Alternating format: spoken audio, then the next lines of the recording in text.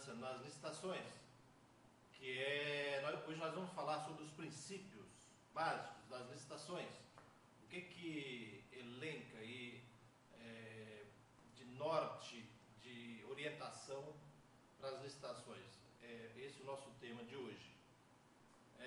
Para quem não me conhece, meu nome é Márcio Onílio, eu sou do escritório Pereira e Mazzucato, consultor jurídico do sistema RCC. Muito bem, pessoal. Os princípios, quando a gente fala em princípios, a gente deve ter em mente o seguinte: todo ordenamento jurídico, todo ordenamento merece um alicerce, tem que ter um alicerce. E o alicerce, é sobre esse alicerce que nós vamos falar hoje, são os princípios, é como se fosse a raiz de um ordenamento jurídico. E os princípios da licitação são princípios taxativos, trazidos pela nossa Constituição Federal. Lá no seu artigo 37, a Constituição elenca 5 princípios que norteiam as atividades da administração pública, que são eles: o princípio da legalidade, da impessoalidade, o princípio da moralidade, o princípio da publicidade e da eficiência. Esses são os princípios constitucionais que nós vamos comentar um pouco, e depois falaremos um pouco também dos princípios norteados, elencados no artigo 3º da Lei 8666. Lembrando que o artigo 3º da Lei 8666 é um artigo de normas principiológicas. Ali são ditados quais os princípios que norteiam o procedimento da licitação, tomando como base, claro, aquilo que já foi definido lá na Constituição Federal, a partir daqueles 5 princípios que nós acabamos de falar. E uma forma fácil de gravar os princípios constitucionais é lembrar das iniciais dos princípios, que termina numa palavra até interessante, que é o LIMP. Quem já estudou um pouco para concurso público deve se lembrar do LIMP, que representa então as iniciais dos 5 princípios, começando então pelo princípio da legalidade. A atividade pública é norteada basicamente por esse princípio, legalidade. Isso quer dizer o quê? O administrador público, ele está vinculado a uma norma, a uma lei, para ele poder agir. O administrador público jamais pode agir em suas atividades sem que tenha uma norma dizendo para ele fazer daquela forma. Ele não pode criar uma nova modalidade, uma nova forma de agir, sem que tenha, então, uma lei mandando ele agir daquela forma. O princípio da legalidade, na verdade, ele norteia, ele informa todo o ordenamento jurídico brasileiro. Isso é um princípio básico de qualquer democracia. O princípio da legalidade é definido também no artigo 5º, inciso 2 da Constituição, da seguinte forma: o artigo 5º, ele traz as normas e direitos e garantias individuais, de todo cidadão. E no inciso 2, ele fala da seguinte forma: ninguém será obrigado a fazer ou deixar de fazer alguma coisa, senão em virtude de lei. Aí está, basicamente, a definição do princípio da legalidade, trazido pela própria Constituição Federal. Quer dizer, o administrador só pode agir dentro de uma previsão legal, diferentemente do cidadão comum.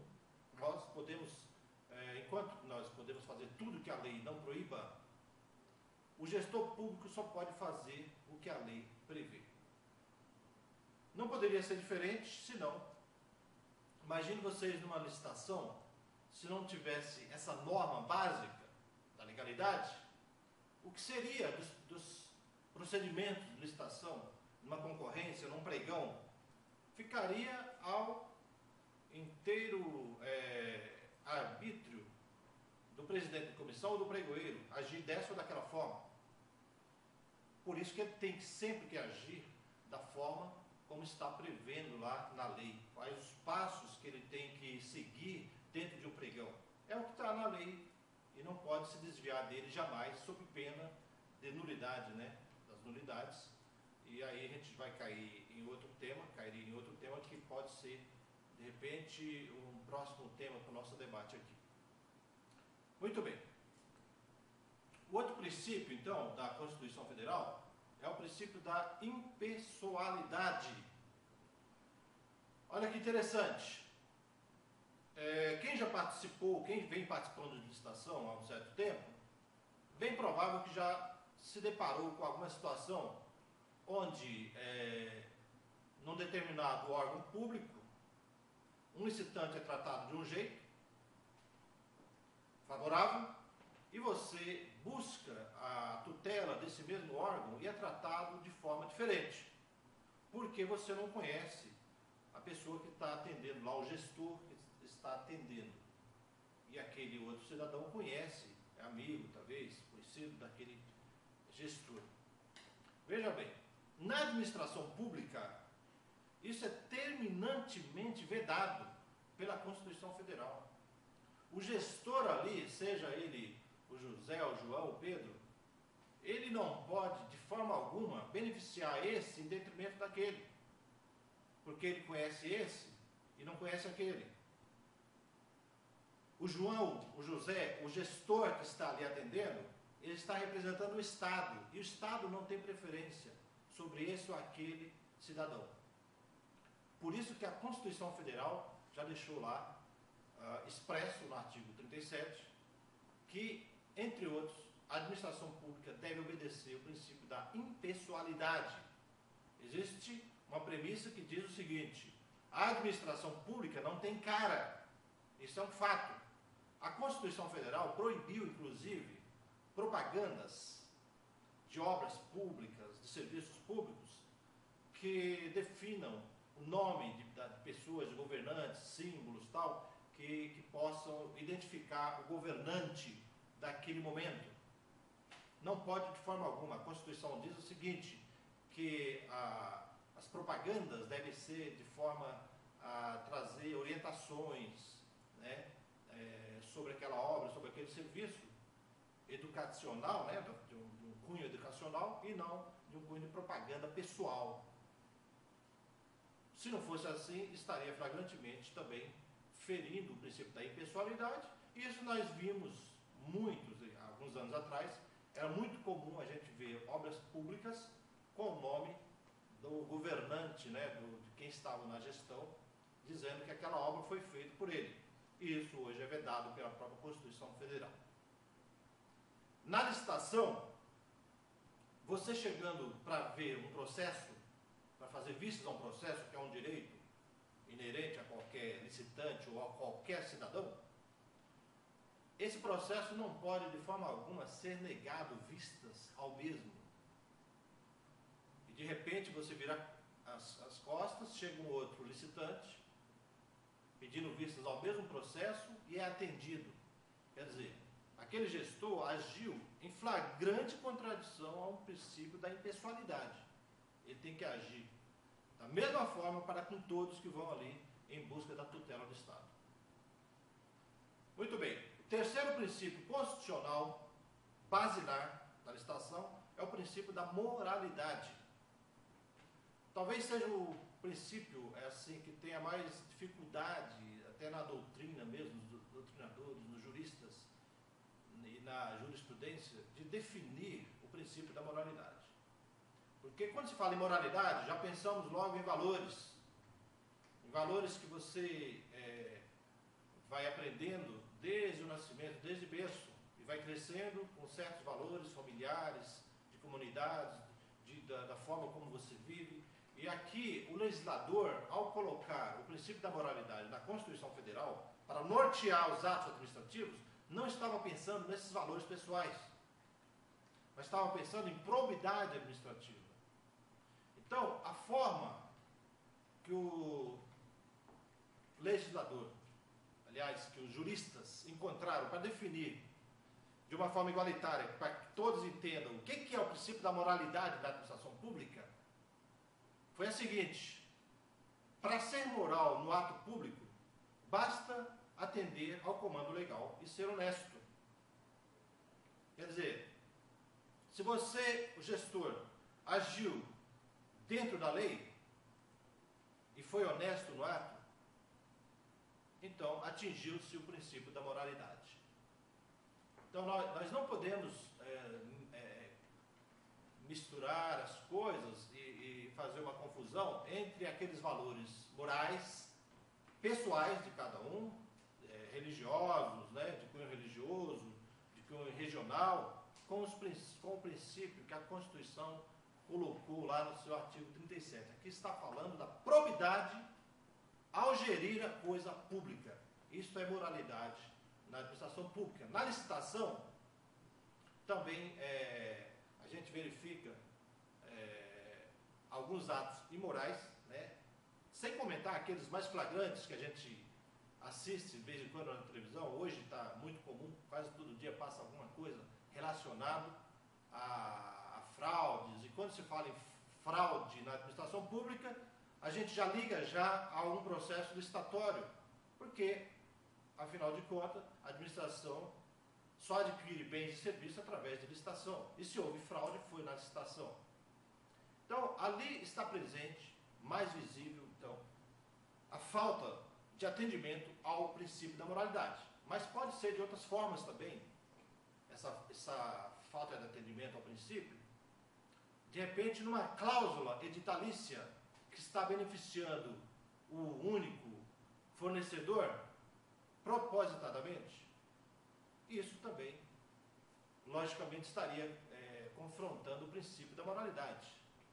Quer dizer, com antecedência na fase interna, ao confeccionar o edital, se aquela administração já coloca no edital cláusulas, exigências, que só um fornecedor irá atender, claro que estará flagrantemente ferindo o princípio da moralidade. Muito bem. O quarto princípio constitucional é o princípio da publicidade. Esse princípio já vem acompanhando, né, esse desenrolar democrático no nosso país. A Constituição Federal, que é de 88, já está lá, esculpido lá no artigo 37, o princípio da publicidade, querendo dizer o quê? Que os atos administrativos, os atos realizados dentro de uma administração pública, ele tem interesse público. E se o interesse é público, esses atos têm que estar públicos, para que todos tenham acesso. E nós sabemos que os atos realizados na administração pública, aqueles atos decisórios, eles são todos publicados em diários oficiais. Nos casos das licitações, qualquer que seja a modalidade, com exceção de apenas uma, que é o convite, todas as outras modalidades de licitação, obrigatoriamente devem ser publicadas em diário oficial, seja da União, do Estado ou do município, se tiver, claro, um diário oficial desse ente federado. É isso que dá transparência nos atos, né, dentro de uma licitação. Então, primeiro se publica o edital e depois, no procedimento, no processo da licitação, publica-se aqueles atos de cunho decisório. Hoje, depois de muito clamor de certas parcelas da população, certos órgãos, principalmente das ONGs, as ONGs pediram muito que se criasse algo mais patente, mais claro, para que se dê transparência aos atos públicos. E recentemente, então, foi publicada a Lei Federal número 12.527, que trata da publicidade, né? Do acesso às informações públicas. Hoje qualquer cidadão, porque apesar de já estar lá na Constituição desde 88, o princípio da publicidade, para o bom entendedor não precisava regulamentação nenhuma. Para o operador do direito, ele sabe que é constitucional, os atos são públicos, o interesse é público. Mas para quem não é da esfera jurídica, ficava esse mal entendido. Olha, então houve aqui basicamente uma regulamentação. Essa lei regulamentou o acesso à informação. Hoje está claro, patente, que nada do que é realizado dentro de uma administração pública pode ficar restrito só àquela administração. Isso é público, a não ser atos excepcionalíssimos de interesse das Forças Armadas, interesse nacional, cuja publicidade pode gerar problemas. E também aqueles atos pessoais, que diz respeito à pessoa, ao cidadão, isso é restrito à sua privacidade. Isso também não pode ser publicado. Como, por exemplo, são aqueles processos que se discute direito de família. Isso não pode ser publicado. Isso é restrito às partes, ao advogado, ao juiz que está naquela causa. Então, com exceção desses poucos casos, hoje não tem mais desculpa nenhuma para se negar vistas a processos de atos que foram realizados dentro de uma administração pública. Muito bem. Finalizando, então, os princípios constitucionais que regem, que norteiam, informam as atividades da administração pública, temos, finalmente, então, o princípio da eficiência, que está também lá no artigo 37 da Constituição, cujo princípio só veio para a Constituição Federal em 98, 10 anos depois de publicada a Constituição Federal, de otorgada a Constituição, a partir de uma emenda administrativa, em 98, a emenda número 19, surgiu então o princípio da eficiência, no momento em que a administração pública passava por diversas reformas. O legislador achou por bem aumentar esse rol de princípios e colocou ali expressamente o princípio da eficiência, querendo dizer resumidamente que a administração, em todo ato que ela realizar, tem que haver uma finalidade objetiva, clara, com lucro. Então é aquela busca de resultado. Numa licitação, não basta o pregoeiro realizar um pregão e comprar, porque licitação, a grosso modo, apesar de ser um processo administrativo, como todos nós sabemos, não basta, mas resulta numa compra e venda. Apesar de ser um processo, resulta numa compra e venda. A rigor, licitação, numa linguagem bem popular, é compra e venda. Claro que essa compra e venda tem todo um regramento jurídico baseado na lei de licitações. Mas então, para atingir o princípio da eficiência numa licitação, o pregoeiro tem que comprar, adquirir aquele bem ou serviço por um preço razoável, um preço bom, mas não pode ser. Aí tem que ter todo o cuidado, a sutileza para utilizar a vontade da lei e valer-se também do entendimento doutrinário, jurisprudencial a respeito dos preços que são praticados. Então não basta pagar pouco por um bem e na hora de utilizar esse bem perceber que ele não serve para nada. Não tem a técnica ali, fica zero. O preço foi ótimo, mas redundou numa compra péssima, porque ao utilizar o produto, verificou-se que ele não presta para nada, não serve para nada, não atinge aquele objetivo pretendido para a licitação. Então não se pode dizer que foi eficiente nesse ato, que houve eficiência.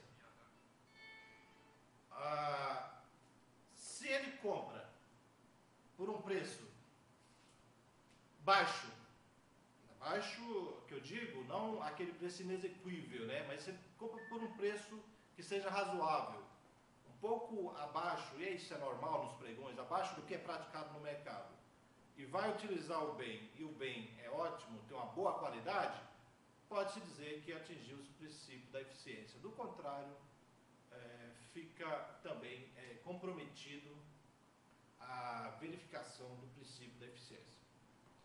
Muito bem, pessoal.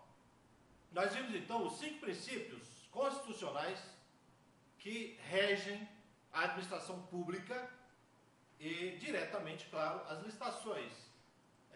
Nós temos que esclarecer o seguinte: dentro das atividades de uma administração pública, aquela mais visível, com certeza, dos atos administrativos que ocorrem diariamente, a cada minuto tem um ato administrativo por milhares de administração pública por esse Brasil afora, mas aquela que mais flagrante, mais fácil de visualizar, a que dá mais comentários, né? Com certeza é o processo administrativo de uma licitação. Com certeza, certamente.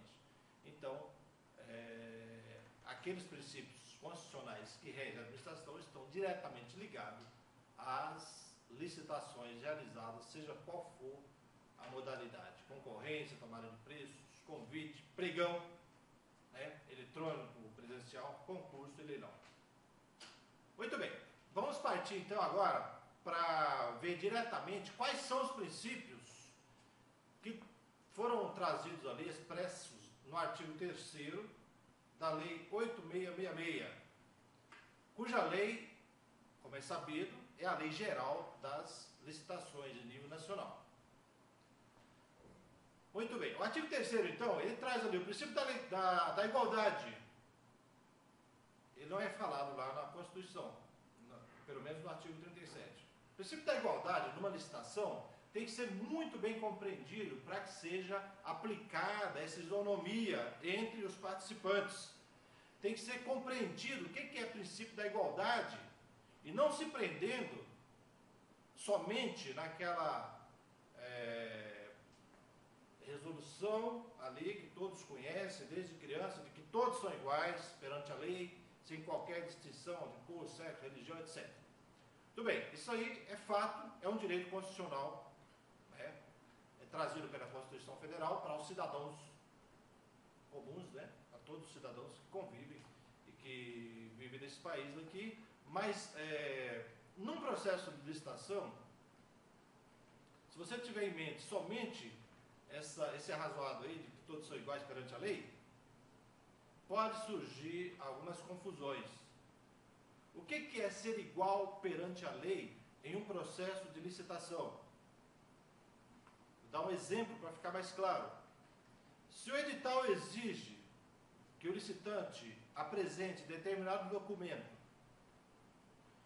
vem dois licitantes, um tem um documento, o outro não tem aquele documento, esse que não tem um documento não pode dizer que é igual ao outro. Claro que ele não é igual nesse aspecto. Ele não está preparado para aquela licitação, ele vai ficar de fora, infelizmente. Se ele não tem o atestado de capacidade técnica que comprove que ele já executou aquele serviço daquela forma pretendida pela administração, não se pode dizer que ele é igual perante a lei àqueles que têm aquele documento. Então, assim, é claro, a própria Constituição Federal, lá no inciso 21 do artigo 37, fala que o processo de licitação, no processo de licitação, deverá ser assegurado igualdade de condições a todos os participantes. Igualdade de condições é isso. Se o edital pediu X documentos, determinado número de documentos, são esses documentos que têm que ser apresentados, sob pena de ser inabilitado. Isso é fato. Agora, tem outros princípios. Nós vamos falar um pouco do princípio da razoabilidade. Ele não está no artigo 3º da Lei 8.666, mas ele foi expresso no artigo 4º do decreto 3.555. Lembrando que esse decreto 3.555 de 2000 foi o decreto que regulamentou a modalidade pregão, cuja modalidade é regulada hoje pela Lei 10.520 e na sua forma eletrônica pelo decreto 5.450. E essa é a legislação federal que estou passando para vocês. Muito bem, o princípio da razoabilidade, então, trazido lá no artigo 4º do decreto 3.555 e no artigo 5º do 5.450, fala do princípio da razoabilidade e proporcionalidade. Um está ligado ao outro. Então, no momento de um julgamento, apesar do edital ter trazido lá as exigências para aquela licitação, o pregoeiro tem que estar ligado naqueles pequenos detalhes que podem ocorrer num processo de pregão. Então, veja bem. Princípio da vinculação ao edital. Está no artigo 3º da Lei 8666. Princípio da vinculação ao instrumento convocatório.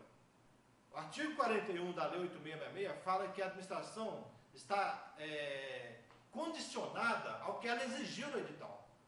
Estritamente vinculada às exigências do edital. Então, estabeleceu as regras do edital, ela está vinculada durante todo o procedimento.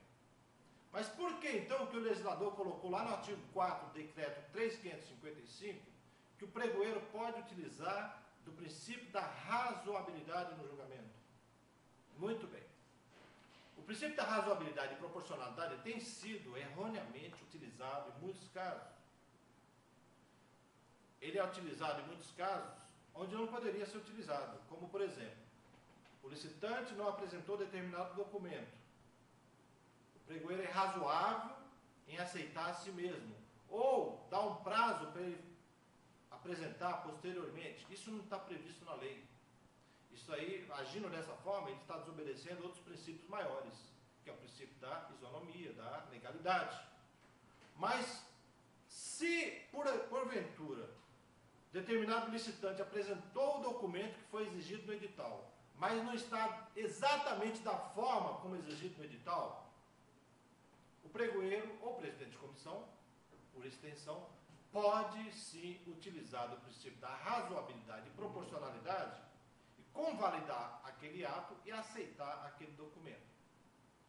Por exemplo, é solicitado um documento, uma declaração ou um laudo que contenha determinadas informações e daquela forma pretendida. Muito bem, tem as informações, mas falta algo. Mas o documento está lá, já foi entregue. Ao invés de inabilitar para o bem do interesse público, para que tenha mais participantes na licitação, que essa é a orientação geral hoje da doutrina, da jurisprudência, quanto mais participantes, melhor para a administração, o pregoeiro pode, inclusive, suspender a sessão e fazer uma diligência para complementar aquelas informações que já foram apresentadas no documento. O que ele não pode fazer é pedir, dar um prazo para apresentar aquele documento que foi exigido. Isso não pode. Mas se o documento está ali, está faltando alguma informação, ele pode ser razoável, aceitar aquele documento e fazer diligência nele para complementar aquelas informações. Outro exemplo muito comum, e que acontece muito nas licitações, é o fato do edital exigir que as folhas da proposta ou dos documentos apresentados estejam numeradas para facilitar no procedimento. E aí o licitante esqueceu de numerar as folhas do processo. Isso não vai trazer prejuízo nenhum. Por isso que o princípio da razoabilidade está diretamente ligado à proporcionalidade.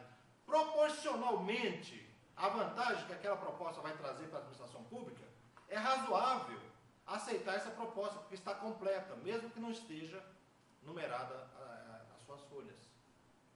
Outro exemplo que existem jurisprudências fartas é o fato de esquecer, do licitante esquecer de escrever por extenso o valor da proposta e grafar só em números. O que isso vai trazer de prejuízo para a administração pública?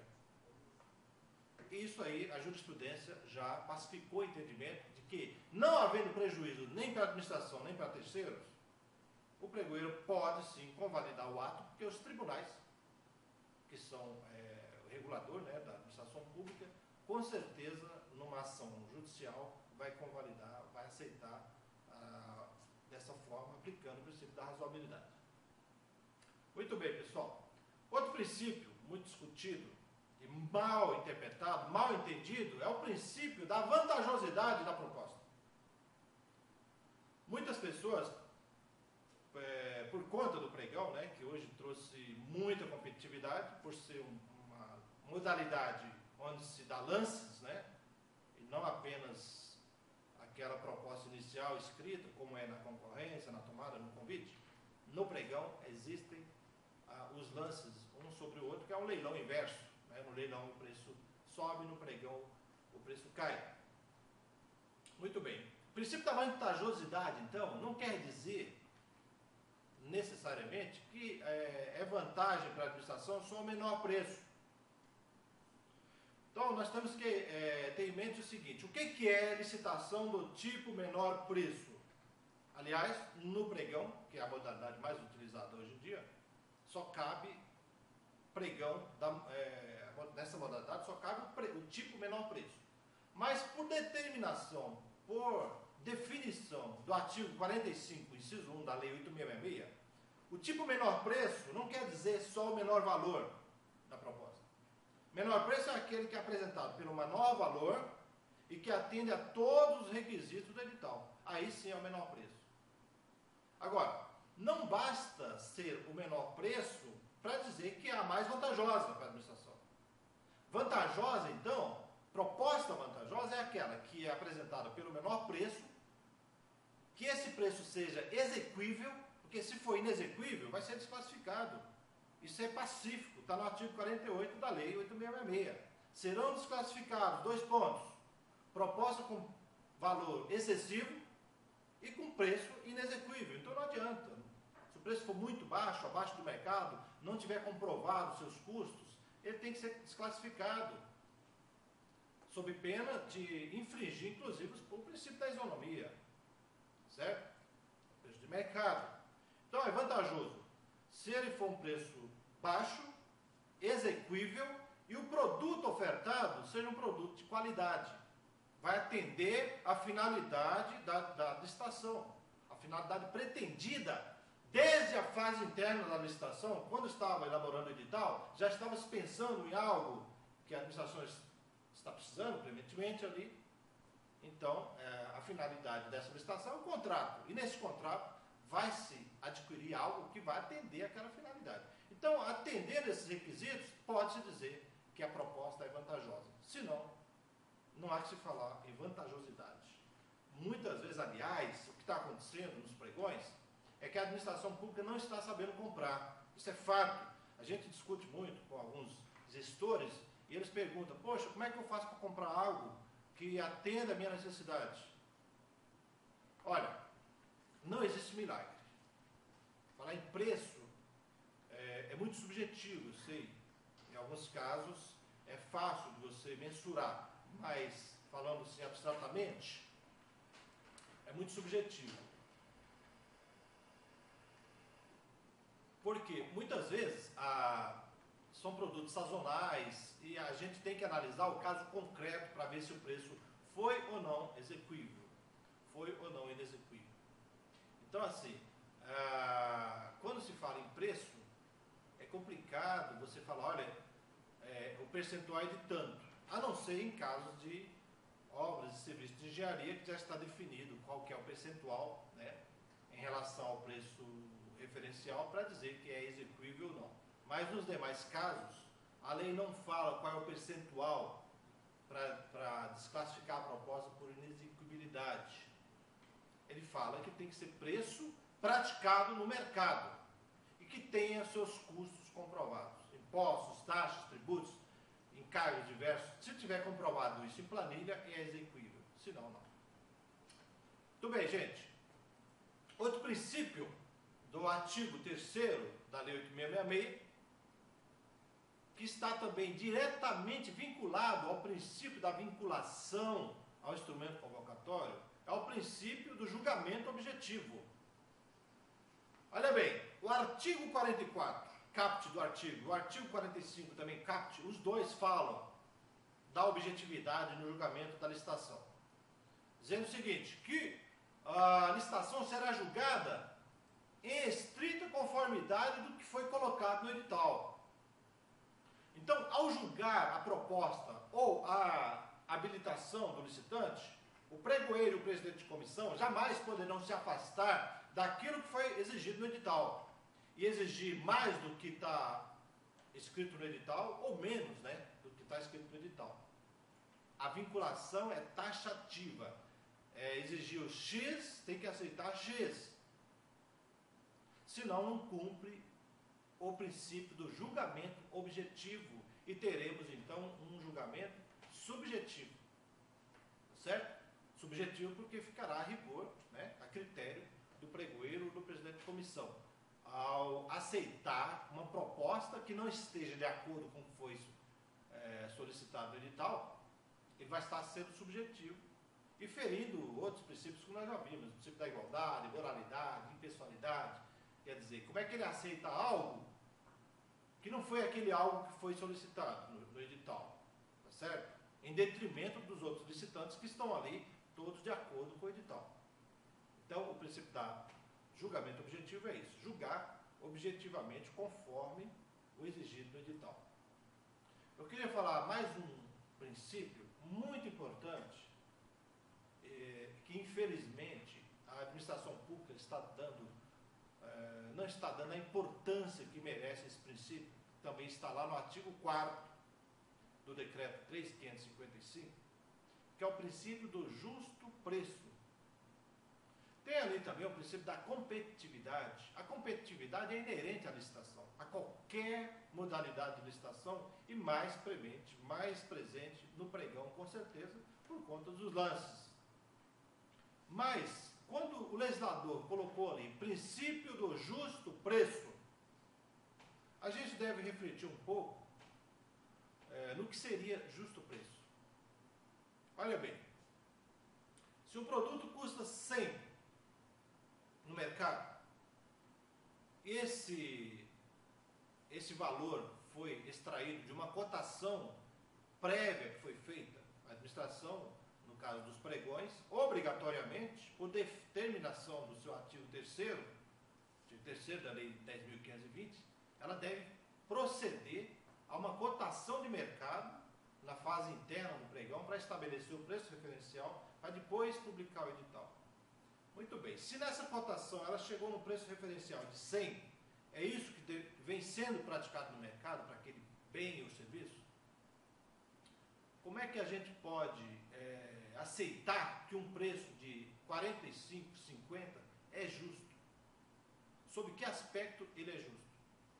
Então, repito, é muito difícil a gente analisar algo que não está vendo, algo subjetivamente, abstratamente dessa forma. Claro que um caso concreto, a gente vai analisar ele e vai ver se realmente, mesmo que custe 100 no mercado, tem casos, pode acontecer. No mercado está 100, aqui ele está sendo vendido a 50. Mas pode ser que esse preço seja exequível, que o que está errado é o mercado, a cotação foi feita errada. Quer dizer, pode acontecer certos erros, certas falhas formais ali nessa cotação. Mas, assim, porque a lei fala o seguinte, aquilo que for manifestamente inexequível tem que ser desclassificado. Em princípio, aquilo que está vendido por 50, mas custa 100 no mercado, em princípio, é manifestamente inexequível e não é justo. Concordam? Veja bem, pessoal, eu estou dando algumas definições, falando de alguns princípios, são os que estão expressos na Lei 8.666, nos decretos, eu falei de 2 decretos, que é o decreto 3.555, que é o regulamentador do pregão, e falei do decreto 5.450 também, que traz alguns princípios. Mas, veja bem, nós temos outros inúmeros princípios que orientam a administração pública. E não é por outro motivo que o próprio artigo 3º lá da Lei 8.666 trouxe esses princípios: igualdade, vinculação ao instrumento convocatório, julgamento objetivo, e depois no final fala, e outros correlatos. Quer dizer, aqueles que têm relação com a administração pública, todos devem ser utilizados dentro de uma licitação, dentro de um procedimento administrativo. Certo, gente? Então, por hoje, nós vamos ficar por aqui. Eu sei que tem algumas dúvidas, questões. Isso pode ser enviado por e-mail, que nós responderemos, como sempre, na medida do possível. Espero tê-los numa próxima oportunidade, com um novo tema, e aqui também nos nossos cursos, que são ministrados aqui no Sistema RCC. Boa tarde a todos, até uma próxima.